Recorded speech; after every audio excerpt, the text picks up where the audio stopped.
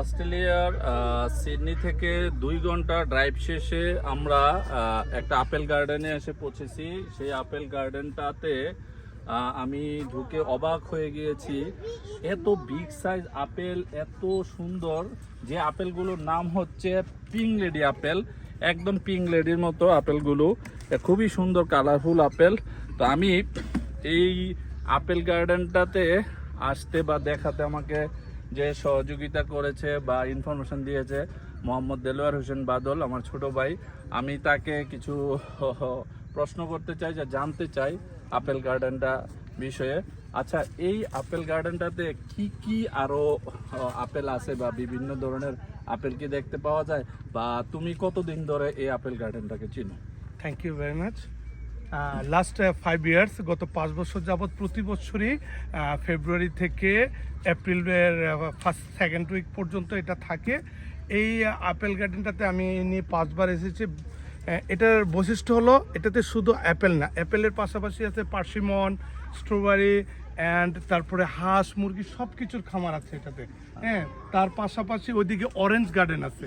আর persimmon ফলটা Chinese এবং অস্ট্রেলিয়ার জন্য অনেক মোস্ট ফেমাস। আর এই পিঙ্ক অ্যাপেলটা খুবই রসালো। এই আপেলটা এত রসালো যে আসলে না খেলে বোঝা যায় না। আর প্লাস সবচেয়ে বড় কি, এখানে ঢোকার জন্য একটা এন্ট্রি ফি আছে। প্লাস এখানে যত আপেল খাওয়ার জন্য কোনো পয়সা লাগে না। বাকেট হিসেবে পার কিলো $10 করে চার্জ করবে। হ্যাঁ, ধন্যবাদ।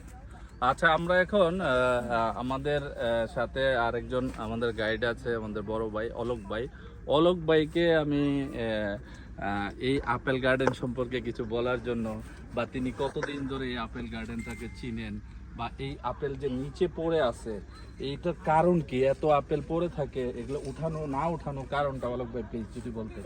ধন্যবাদ। আসলে আমরা আপেল বাগানে বছরের পার্টিকুলার সময় আমাদেরকে আসতে হয়, সব সময় এটা ওপেন থাকে না। তো যখন এটা ওপেন হয় ওরা ঘোষণা দেয়, সেই ঘোষণা মতো আমরা আসি। টিকিটের মাধ্যমে ঢুকতে হয়, ইচ্ছা মতো আপেল পিক করা যায়।